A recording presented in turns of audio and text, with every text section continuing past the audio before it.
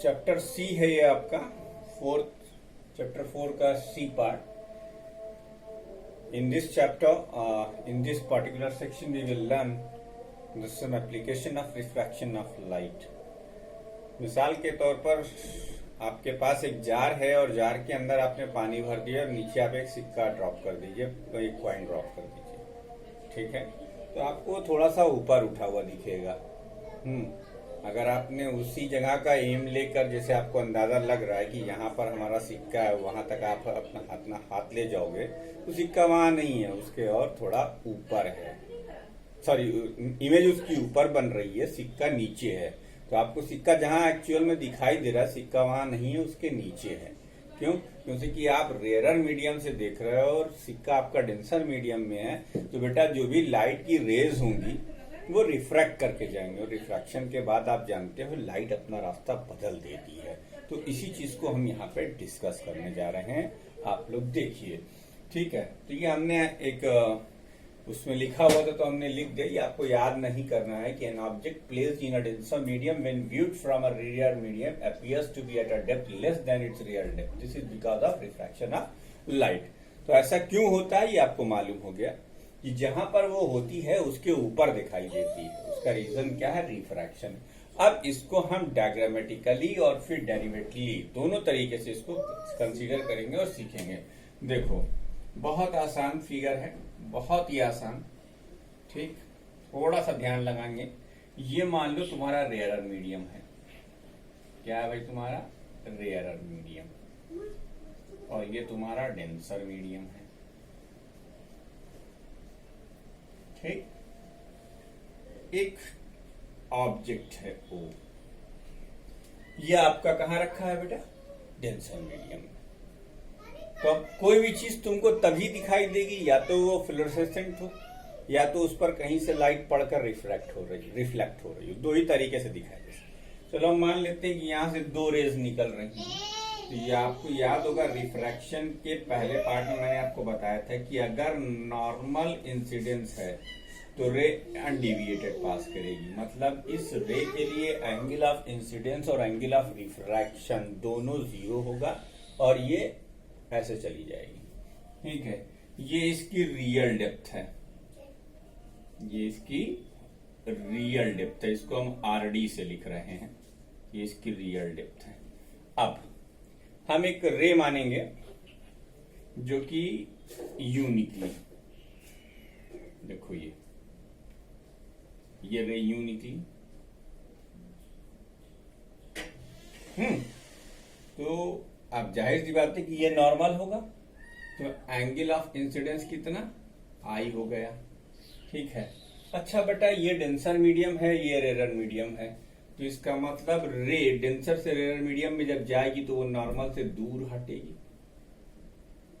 ये नॉर्मल से हमने इसको दूर हटाया, ठीक है। तो अब इसको अगर हम पीछे बढ़ाएंगे तो ये आपको यहां पर आती हुई दिखाई देगी। यानी अगर यहां पर आपने अपनी आंखों को सेट किया हुआ है, नैन लगाए हुए हैं, अपने आईज है ये, तो आपको ये रे कहां से आती हुई दिखाई दे रही है? इस पॉइंट से, जबकि ऑब्जेक्ट कहां है? यहां है। इसका मतलब इतना ये ऊपर शिफ्ट कर गया। ये डिस्टेंस कहलाएगी अपैरेंट शिफ्ट, और ये डिस्टेंस कहलाएगी अपैरेंट डेप्थ। क्या कहलाएगी? Apparent depth. तो इसका नाम हम एडी रखेंगे। ये है हमारी अपैरेंट डेप्थ, ठीक है। और ये जो डिस्टेंस है हमारी, इसे हम कहेंगे अपैरेंट शिफ्ट। अब इसको हम मैथमेटिकली कैलकुलेट करेंगे। ये हमने आर माना, ठीक है।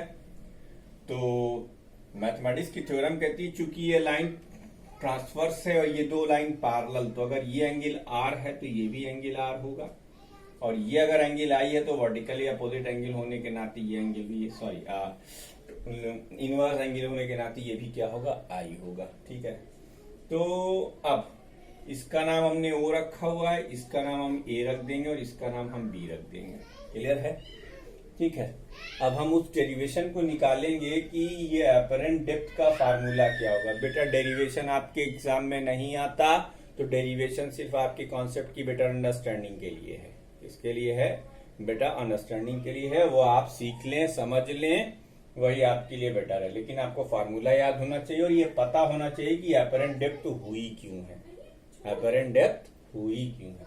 ठीक है, अब तुम गौर से देखो, एक ट्राइंगल तुम्हें दिखेगा ओ ए बी दिखा, इस ट्राइंगल में लिखो in triangle O A B. इस ट्राइंगल में अगर हम साइन आई डिफाइन करें, क्या डिफाइन करें हम, साइन आई। लेकिन बेटा एक बात तुमको बताता हूं, ट्राइगोनोमेट्री का एक रूल है कि अगर एंगल की वैल्यू लेस देन 10 डिग्री हो तो साइन थीटा और टैन थीटा दोनों बराबर होते हैं। हम इस अप्रोक्सीमेशन को यहाँ पे ले लेंगे, तो हम साइन आई को टैन आई से इक्वेट करेंगे इक्वल टू, अब टैन आई, ये टैन आई है, ये हुआ इसका परपेंडिकुलर और ये हुआ इसका बेस, अर्थात क्या लिखेंगे हम, A B upon O A B upon O A. ठीक है, चलो बच्चों, ये जो तुम्हारी रियल डेप्थ है इसको हम x मान ले रहे हैं और ये जो एपरेंट डेप्थ है इसको हम y मान ले रहे हैं और इसका रिफ्रैक्टिव इंडेक्स हम म्यू मान ले रहे हैं। ये क्या है, रिफ्रैक्टिव इंडेक्स है। ठीक है, तो ए बी अपॉन वाई, तो इसका मतलब हम साइन आई की वैल्यू डायरेक्टली क्या लिख सकते हैं, ए बी अपॉन ओ ए कितना है बेटा, x है। ये इक्वेशन नंबर 1 हो गया। Again in triangle I A B, इस ट्राइंगल में देखो, इस ट्राइंगल के अंदर परपेंडिकुलर ए बी है और बेस ए आई है, इसे हम फिर लिखेंगे ए बी अपॉन ए आई। मैंने आपको बताया, सॉरी एक मिनट, हाँ, तो sine I, sine R lumpsum equal to tan R is equal to A B upon I A. It implied that sine R is equal to A B upon Y. इसे आपने equation number 2 कह दिया। क्या कह दिया आपने इसे, equation number 2। अब डिवाइड कर दीजिए, divide 1/2 sine I upon sine R is equal to A B upon X into A B upon Y. तो वाई ऊपर चला जाएगा, ए बी से ए बी कैंसिल हो जाएगा, यानी वाई बाई एक्स। प्यारे बच्चों, ये तो हम आपसे कह देंगे कि पहले ही आप नोट कर लेंगे। अब ये वीडियो में बहुत देर से सामने शो हो ही रहा है, तो हम जरा सा इसको इरेज करके आगे की कथा पूरी कर देते हैं। ध्यान से देखिएगा, अभी डेरिवेशन नहीं, अभी जगह है, अभी यही कर देते हैं, अभी जगह है। तो इसके बाद फार्मूला हमारा तैयार होने जा रहा है, यानी इसके बाद आपको इधर आना है। तो sine I by sine R क्या होता है यार, स्नेल लॉ होता है। Sine I by sine R क्या होता है, स्नेल लॉ होता है। तो हम लिखेंगे sine I by sine r Snell law. तो sine I by sine r की वैल्यू क्या होती है, refractive index of the medium of refraction divided by medium of incidence. यहाँ पर जो मीडियम ऑफ रिफ्रैक्शन है वो रेयरर है और मीडियम ऑफ इंसिडेंस वो क्या है, डेंसर है, म्यू। तो हम इसे ऐसे लिख देंगे 1/μ is equal to y by x. It implied that y is equal to x upon mu. यानी apparent डेप्थ की वैल्यू क्या हो गई, real depth divided by refractive index. ये फार्मूला आपको याद करना है। वीडियो को पॉज करके पूरा नोट कर लीजिए, ये फार्मूला है apparent डेप्थ का। apparent depth is equal to real depth upon refractive index. इस पर अभी हम 2 सवाल आपको करा देते हैं, आपका एकदम कॉन्सेप्ट क्लियर हो जाएगा। इसे नोट कर लीजिए।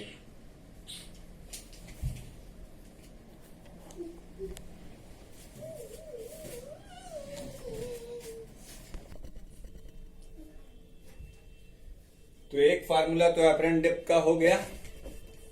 तो एपरेंट डेप्थ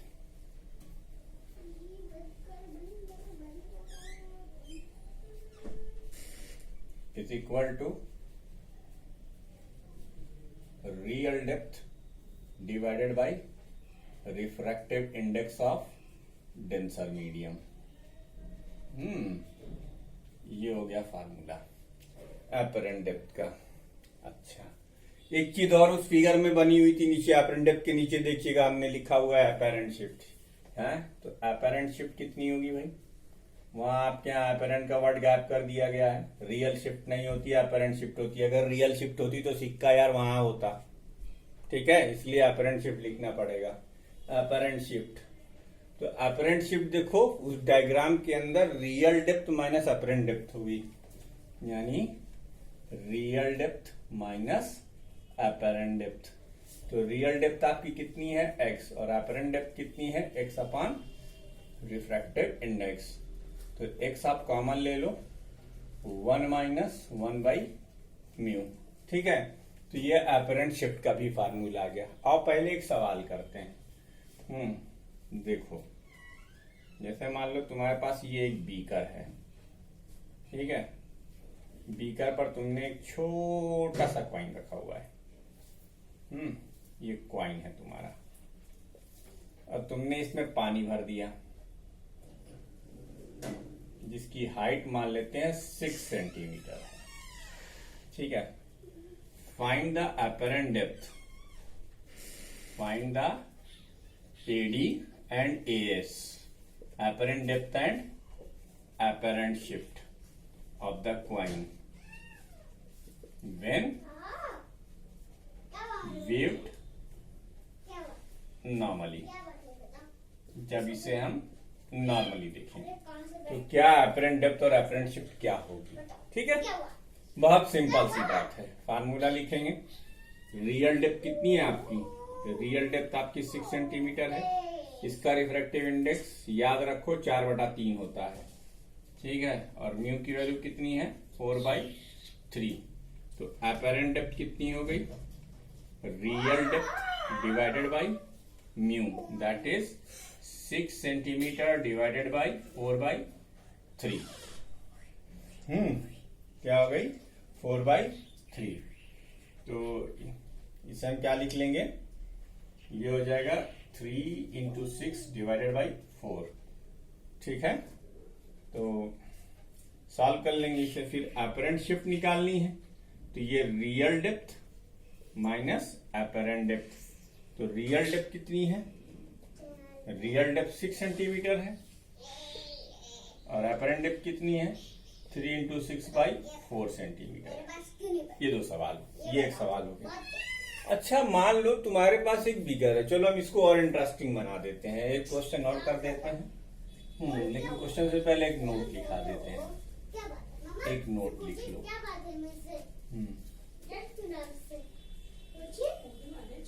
अब मान लो तुम्हारे पास एक बीकर है, ठीक है। बीकर में तुमने एक डेफिनिट हाइट T1 तक या H1 तक या Y1 तक, जो भी समझ में आए मान लो, और उसके ऊपर दूसरी हाइट H2 तक, 2 इमिसिबल लिक्विड भरे हैं। जैसे मान लो कि पानी और तेल, पेट्रोल। तो तुमने देखा होगा कि पानी नीचे और तेल ऊपर इमिसिबल होते हैं, मिल नहीं जाते, ठीक है।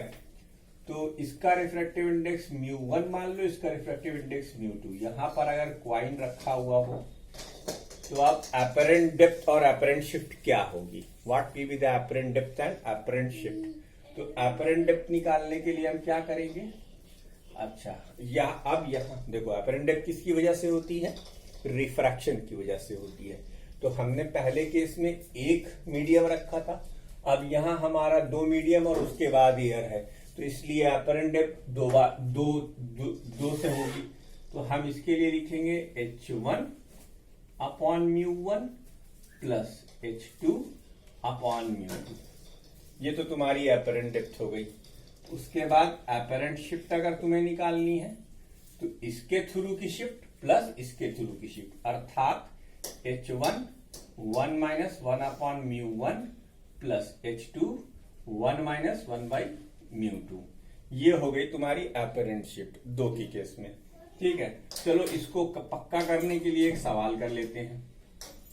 अब अगर यहां पर एक बीकर है, बीकर में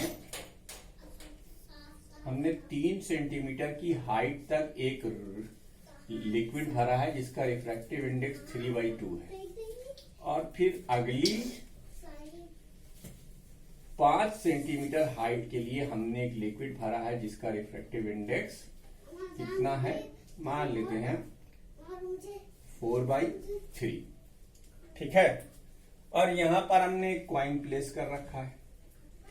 अब तुमसे पूछा, याद रखो इसका न्यूमेरिकल आ सकता है भाई, इसका न्यूमेरिकल, और इसके बाद हम अगले बोर्ड पर आपको बताएंगे कि पेंसिल का टूट जाना किसी बीकर में जो उसमें की पानी भरा हुआ हो वो कैसे होता है, वो आगे का टॉपिक है। ठीक है, तो अब इसमें अगर अपरेंट डेप्थ निकालनी हो तो अपरेंट डेप्थ का सीधा फार्मूला आप क्या लिखेंगे, 3 सेंटीमीटर जो इसकी हाइट है, ये h1 है तुम्हारी, और ये क्या है h2, 3 centimetre divided by 3/2 plus फिर क्या लिखेंगे, h2 कितना है 5 सेंटीमीटर डिवाइडेड बाई 4/3, और अपरेंट शिफ्ट क्या लिखोगे, अपरेंट शिफ्ट क्या लिखोगे, पहली हाइट कितनी है 3 centimetre, 1 minus 1/3/2 plus 5 centimetre 1 minus 1/4/3, solve कर लेंगे आराम से और आपको ये दोनों आ गया। तो ये था अपरेंट डेप्थ का मामला, इसे नोट कीजिए।